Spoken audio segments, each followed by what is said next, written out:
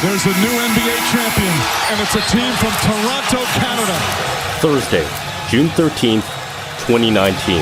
We, the North, are now we, the champions. The Raptors, the 2019 NBA champs. Maybe you were watching on TV, surrounded by your friends and family. Maybe you were packed into Jurassic Park in downtown Toronto, or the many other Jurassic Parks across Canada. Pulsing with energy and nervousness, willing, pushing the team towards a win. The king in the north! The king in the north! The king in the north! The king in the north! The king in the north!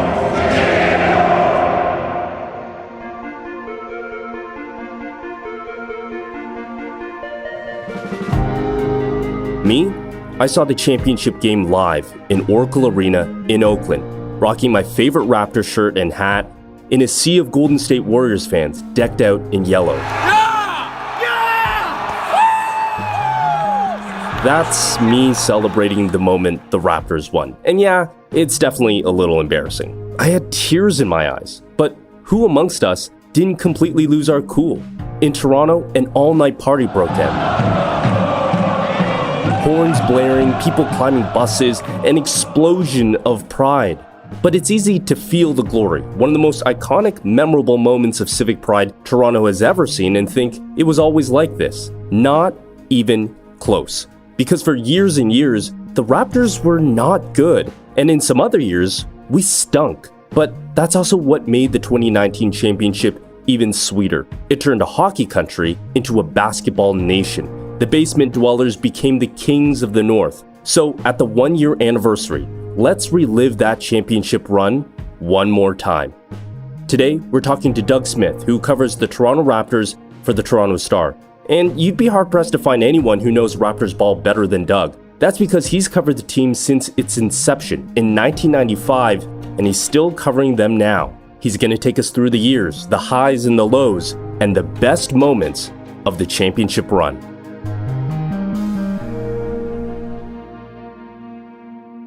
Hey, Doug, thanks for joining us. Oh, my pleasure. Glad to be here, Adrian. So I can't wait to talk about the championship run in just a moment, but there's obviously a huge development right now going on with the NBA, which is that it's coming back. I mean, it's a format with 22 teams.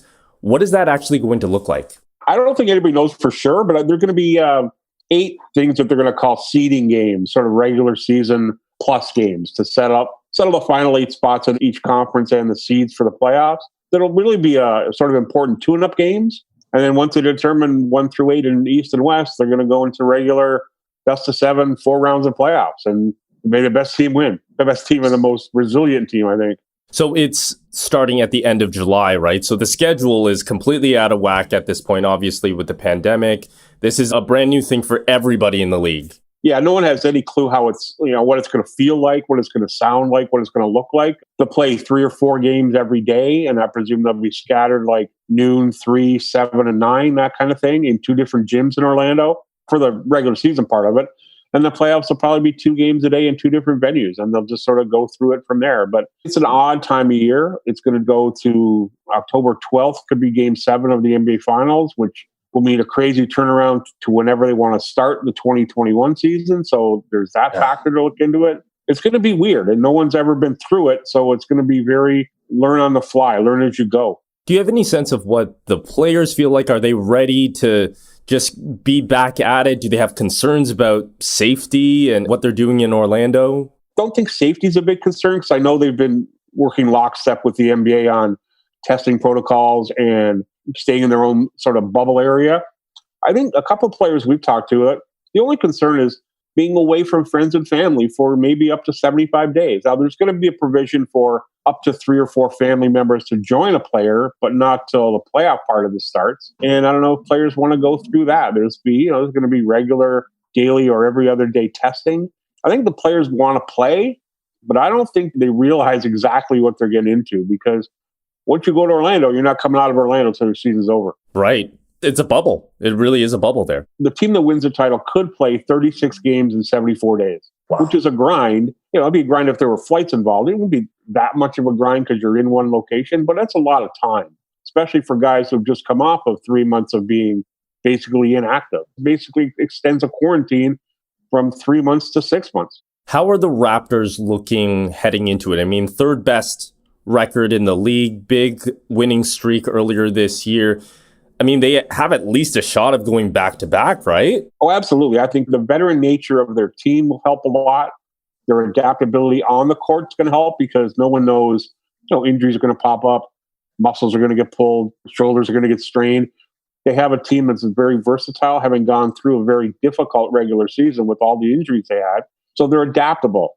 And I think the experience of having won a championship is going to be a huge boost to them. Whether, it's not the same, obviously, but they've been through the 4 long series and the grind of what it takes to win. It definitely seems like this year's team, it's plucky, especially given how many injuries there have been, but it also seems like they have a different kind of swagger than people have generally seen from the Raptors. The one thing we've noticed, and I've noticed since October when this started, they know how to win. They know what it takes to win every night on the floor, and they figure it out as they go along. Some nights it's because they outscore teams. Some nights it's because they defend really well. They just figure it out as the games go along. And I think that comes from the experience of last year's playoff run. And it comes from the fact that, Kyle's 34 years old, Marc Gasol's 35, Serge Ibaka's 30. They've been around. Their ability to think the game is just as important as their ability to play it. So, I want to bring it all the way back to 1995, when the Raptors went from an idea. The newest, freshest, and hungriest look in the NBA. Ladies and gentlemen, the Raptors are born. To a real NBA team. You've been covering this team from the very beginning. What was it like in those early days of them playing in the Sky Dome, in those dinosaur uniforms? It was far more a curiosity than a thing. And I think for the first 15 or so years, what I used to tell people was they were a far better story than they were a team. Interesting guys. They had no chance to compete for championship, but it was an interesting story, and it was all new. It was new to the fans. It was new to the reporters. The opening tip. We're underway, and the Raptors win it. John Tabak brings it back to Damon Stoudemire, who will set up his offense, watched by Kenny Anderson. It was sort of new for a long time. There were sort of waves. The start of it was all unique, and wow, the NBA's here. They play music during the game. What is all that? No one had ever seen that before. Then we got into the Vince Carter era where they were a global phenomenon because of him. It was a lot of fun. The basketball part of it, they were some bad teams, some very bad teams early and in the mid-2000s. But it was always a lot of fun to be around because it was a journey, and it was a new journey that a lot of people were on together. I know as a fan, as a kid who grew up here in Toronto, there's this sense of heavy disrespect, right? Like for a long time, we were seen as this backwater basketball market. And you know what? Probably in the beginning, that was sort of fair. I mean, playing basketball in a massive stadium. What was it like reporting in the league about them? Well, you tried to put it in the context of their relevance to the league, and there wasn't any early because they were an expansion team. And it would be the same in any sport. A new team is not going to get the respect of the other teams because they're new and they're thrown together and they're not very competitive. I think around the league, there was a fight to get some sort of respect and some sort of acceptance from other teams, other players, other writers, and I think it took 4 or 5 years for that to happen. I think the Vince Carter era around 2000, 2002, that really helped give them some significance in the NBA. And I think that's when the fans in Toronto started to feel, okay, we belong too, because the team and the players were being talked about in a positive light. That this was being seen as a real contender, that they were talked about as a real force in the league, that it was a place that free agents could potentially come to. When the Vince Carter era in 2000, 2001, all their significant free agents, Vince, Charles Oakley, Antonio Davis, Alvin Williams, Jerome Williams, the vast majority of the free agents in that team re-signed in Toronto in their first opportunity because they saw something here. It didn't work out. Carter at the buzzer. No good.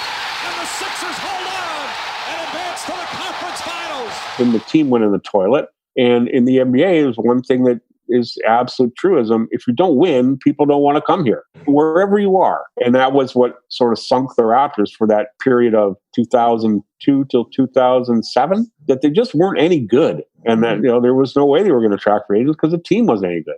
So you've seen some really bad years, some really bad basketball, covered a lot of it, covered some really great basketball too. And obviously the pinnacle of that was last year.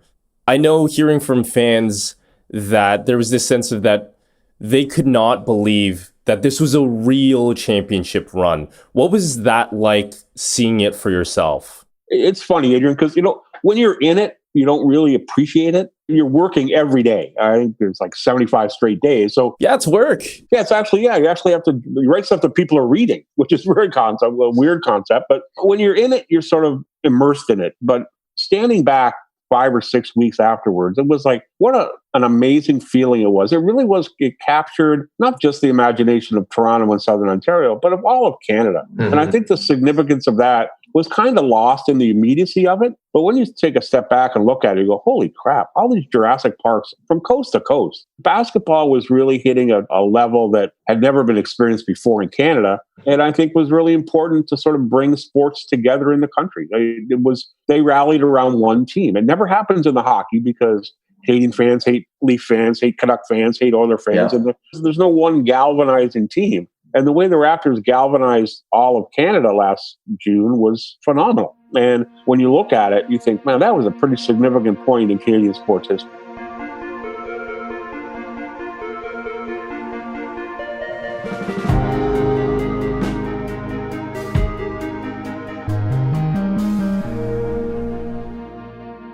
Did you ever think that basketball would have that kind of reach from coast to coast to coast? I mean, yeah, this is definitely a hockey country and to some extent a baseball country with the Jays' success of the 90s. But did you think basketball would ever get to this point? Maybe not to this point, but I was one of the few people, and I'm going to brag a little bit here. I was one of the few people back in the late 1990s and early 2000s who thought as Canada evolved, the sport of basketball would evolve. That the young people who were coming to the country in the mid-90s and early 2000s, they weren't going to grow up watching hockey on Saturday night with their dad. They might be soccer fans. They probably were basketball people from basketball countries. And I thought eventually basketball would become what it has become because I think it reflects what Canada and what Toronto especially is. Multicultural, multi-ethnic, multinational. It's a sport that's very accepting and very inclusive. I always thought that basketball would get to a point where it reflected the Canada of the day. And in 1995, it didn't because the Canada of the day was middle-aged white guys who watched hockey. Canada of the day in 2020 is entirely different. It's almost like you were mentioning there, taking a step back is when you see the big picture of everything that, as a journalist, I know you try to keep yourself at a remove to report clear-eyed about it, but it's almost like that moment in Oracle Arena when they sealed it with the free throws, when they were lifting the trophy. I can imagine maybe that moment you were still in reporter mode, right? A little bit, but I was also pretty emotional too, having gone through it since 95. It was a pretty significant moment in my life, professional and personal, because I basically invested a lot of time in covering the Raptors. And it was interesting to see, it was interesting to think back of all the people who got it to that point. And I think it was probably more retrospective to me than celebratory because it was, man, we went through some crap. And all these people who believed in it and fought for it and did the job that no one knew they were doing, it felt good. I felt good for them. The most emotional point, I think, in the entire playoffs for me last year was the national anthem of Game 1 of the NBA Finals in Toronto. It was a truly chilling moment for me. It was really something. And I think that sort of speaks to when you look back at that 10-week run, there are moments like that sort of jump out rather than a shot or a play or a series or a trip. It's the whole, wow, it was a culmination of a long, hard journey that a lot of people had a big hand in. They tilted against a lot of windmills and finally got to the point where, hey, we're the champions of the NBA. I didn't think I'd ever see it. Standing on that court, I had snuck my way down into the lower bowl in the Oracle Arena, and I remember they were just lifting the trophy, and Kawhi had the MVP trophy, and they've started playing the Canadian national anthem. And at that moment, as a fan, it really did feel like I truly cannot believe what I'm witnessing right now. I know it's in front of me, but it almost doesn't compute in your brain. Yeah, in the immediacy of it, you go, wow, this doesn't happen to the Raptors. Good things don't happen to the Raptors. But when you think about it, even a couple of minutes later, you think, wow, that was pretty. You're going to do a lot of things in your life, and not very many of them are going to make you feel like that moment felt. Whether you were actually connected to the team, just a fan of it, a friend of someone who worked there, that's the moment that in your sporting life, you're probably never going to experience again. So let's talk about some of the top moments here. You talked about Game 4 at Philly in that second round. Kawhi hitting that shot over, a towering Joel Embiid. Fires a long one. Nothing but net. Kawhi not. You think that's actually one of the biggest shots of the entire round? Game 4, not Game 7 necessarily. I think Game 4 was the game of the playoffs, because if you go down 3-1 to that Philadelphia team, you're going to lose. Like 95% going to lose that series. And that was a tough atmosphere. Siakam had been hurt the day before. His leg was bothering him. They had to prove that they could do it. That's when they stole the Sixers' soul. And at that point, you thought, okay, there's something special about this team, because that was a big-time, big guy shot. And they would do it again. Game 7, the 4-bouncer by Kawhi. It's just known as the shot now. Take me through that. When they call a timeout, everybody in the world knows where the ball's going to go. We know the exact play. We'd seen it so many times during the season. The play is called for.